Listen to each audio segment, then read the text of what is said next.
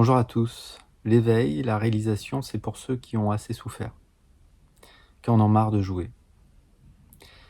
Oui, c'est pour ceux qui en ont marre de jouer. Il y a cette histoire assez connue d'Erika et de Benoît, on pourrait faire en sorte qu'ils ont 6 ou 7 ans.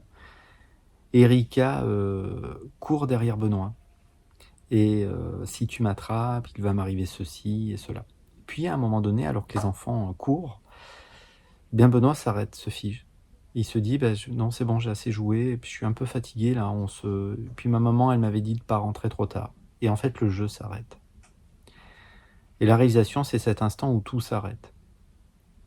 Tout s'arrête parce que vous avez décidé, la conscience a décidé qu'elle en avait marre de jouer.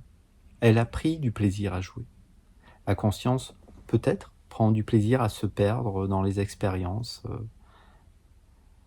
Mais à un moment donné, et on ne sait pas pourquoi, et on ne sait pas forcément à quel âge ça arrive, et ce n'est rien de spirituel au fond. C'est cet instant où on se dit qu'on a assez joué, qu'on a assez souffert.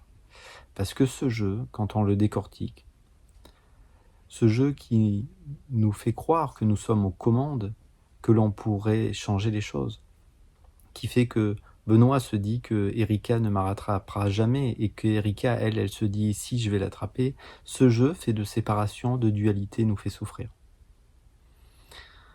Donc on peut réaliser sa nature en un instant, mais rien ne changera. Au moment où ça se réalise, rien de différent se produira. Il n'y aura pas, on va dire, un feu d'artifice, ça n'a rien à voir avec tout ça. Le décor ne changera pas. Le lieu dans lequel vous êtes ne changera pas. Les gens autour de vous ne changeront pas. Votre travail peut-être ne changera pas. Rien ne changera, probablement. Rien ne changera.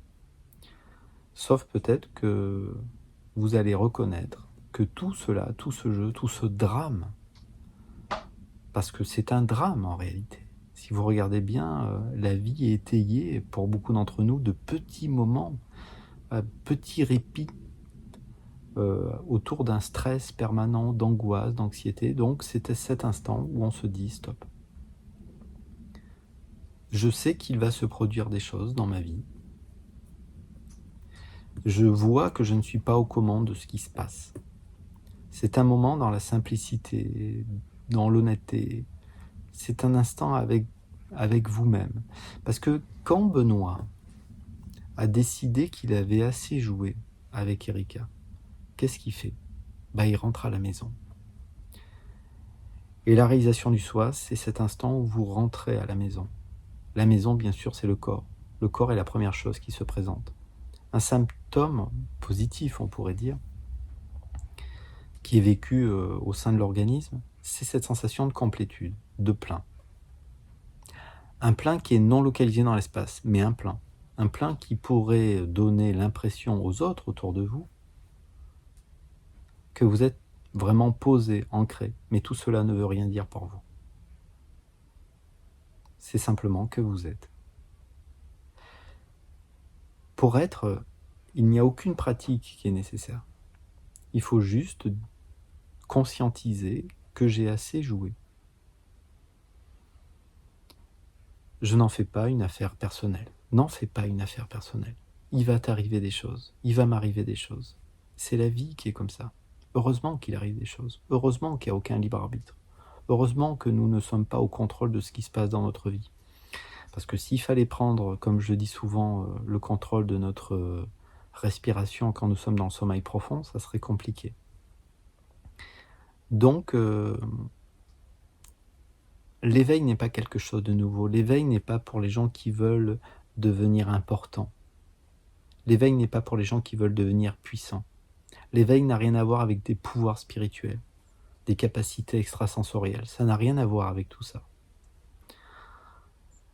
L'éveil, c'est cet instant, effectivement, où vous ne vous dites pas que les choses peuvent être autrement que comme elles sont. Donc si les choses ne peuvent pas être autrement que comme elles sont, pourquoi j'en aurais peur du coup ? Et si vous commencez à poser les choses, un regard sur ce qui se présente, sans juger ce qui se présente, sans l'étiqueter mentalement, alors oui, vous allez pouvoir avoir accès à de l'information. Oui, certains se diront, mais comment tu fais? Mais c'est pas à rechercher. L'éveil, c'est pour ceux qui ont décidé, comme Benoît, et il n'y a pas d'âge pour ça. Un jour viendra où on verra des adolescents qui partageront autour de la réalisation. Je l'attends avec impatience, cet instant. En se baladant sur Internet, vous rencontrez quand même de jeunes êtres, de jeunes personnes qui commencent à partager autour de cela. C'est la simplicité même. C'est cet instant où Benoît se dit « Ouais, ben c'est bon, j'ai assez joué, j'ai assez fait de choses aujourd'hui, j'ai eu assez de choses aussi, j'ai bien joué avec ma copine Erika, j'ai bien joué avec mes autres copains, on a fait plein de trucs.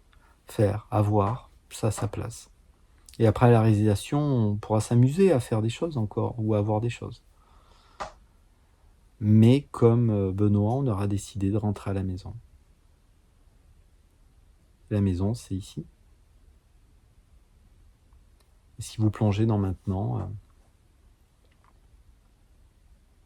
personne pourra le faire à votre place. C'est sympa ces petits partages là en vidéo, mais c'est pas que c'est sans valeur, hein. Mais c'est quand vous allez vous tourner vers vous-même, quoi. Alors comme on a du mal souvent à se rendre compte, à réaliser au plus profond de soi qu'effectivement les choses sont comme elles sont, et qu'on n'a pas vraiment de capacité à les faire changer, à les faire bouger, alors pour beaucoup d'entre nous, ça passe par de la méditation, par des sadhanas, mais d'un certain point de vue, c'est pas nécessaire.